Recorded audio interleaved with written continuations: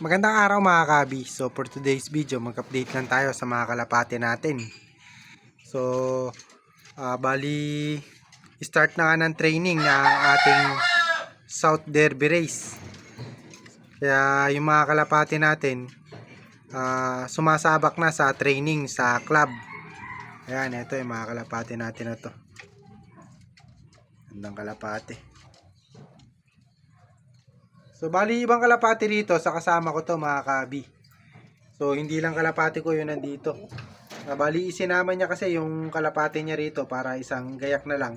Kasi nga hindi na maasikaso. So bali pamangking ko yung naggagayak saka yung kasama natin. Ayan yung mga kalapati natin. Oh. Ito yung big boy natin ngayon na bago. Ayan. Nawawala yung isa natin na kalapati na ito ata. Si Janitor. Ayan yung black checker natin si Janitor. Yan yung matigas ata ulo nun. Na laging ang ano tawag dito? Nahuhuling ang pumasok.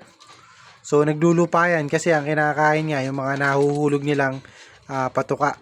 So ito naman yung blue bar. So sa kasama natin to mga kabi no, pumapares siya sa tao. Yumuko sa akin no, mga kabi. Ayan, so pumapares siya. Pumapares sa tao. Ayan, so hindi ko alam kung kakto o hen. Pero nung nakaraan pa to mga kabi, nung huli kong video, ganyan nga siya.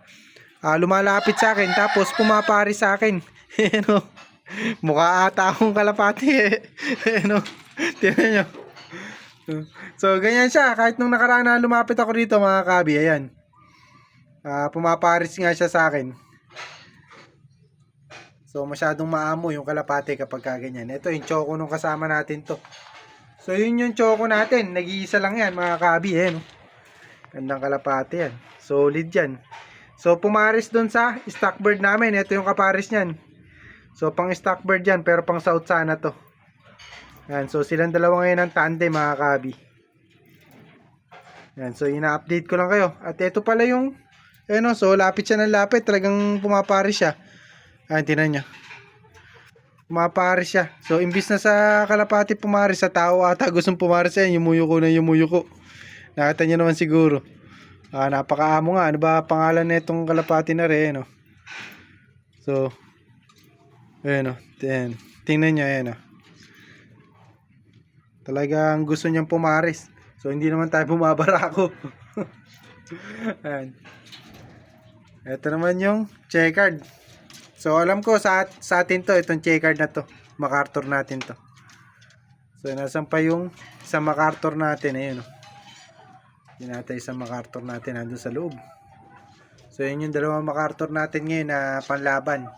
So isang MacArthur natin nabili nga mga kabi. Yung isa ata nawala ata. So kulang kasi sa haba yun. So biglaan kasi yung training. Nawala ata isa natin na kalapate. So yung iba kasi dito mga kabi nabibili nga. So kaya kapag nawala yung kalapati namin, either nawala o nabili lang. So bali na sabi ko naman sa inyo sa mga previous video natin kung magkano yung presyo ng kalapati natin. So nasa 3 to 5k each lang yung kalapati natin kung bibilin nyo nga. So yun yung presyohan ko mga kabi. So mabilis kasing mabili yung kalapati natin pag masyadong mababa, lalo na pagka 3k lang. Pero kadalasan itong mga kalapati natin, since simula na nga yung race natin na South, pwede na natin na i-out to ng 5k each. Ayan, so kung gusto nyo lang naman, kasi nga yung gastos pa lang natin dito, talaga naman ginagastos na natin to mga kalapati natin na to. Kung gusto nyo lang bilhin, di bilhin nyo. Kung ayaw nyo naman, wag nyo nang bilhin. So ganun lang naman, hindi naman tayo namimilit. Kaya nga nasabi ko sa inyo, sa dami ng bumili ng kalapati ko, wala naman akong pinilit na bilhin nila yung kalapati ko sa ganitong presyo. Wala akong pinilit. So kumbaga, nasa buyer yan, nasa viewer natin na mga gusto nga bumili ng kalapati natin, yung pagbili ng kalapati. So kung wala kayong pambili, wala kayong budget, so okay lang naman, wala namang problema. Hindi ko naman pinipilit na bilhin nyo to, yung mga kalapati natin na ibinebenta nga. So usually naman ako mga kabi, hindi talaga ako nagbebenta ng kalapati. Hindi ako nagbre-breed kasi para ibenta yung kalapati. Binibreed natin para ilaban. Hindi tayo nagbre-breed para ibenta. Ayan. Ayan. Tingnan nyo, kaamo. Pero hindi sa atin to. Hindi sa atin yung isa na yan. Nasaan ba yung mga ano natin, kalapati? Ayan. Mga kalapati natin to. Yun ang kalapati natin. Ito. Blue bar. Ito yung kalapati natin, si Big Boy. Ayan. So, puro black checker naman yung kalapati nung kasama natin. Ito, kalapati nung kasama natin to. Ayan.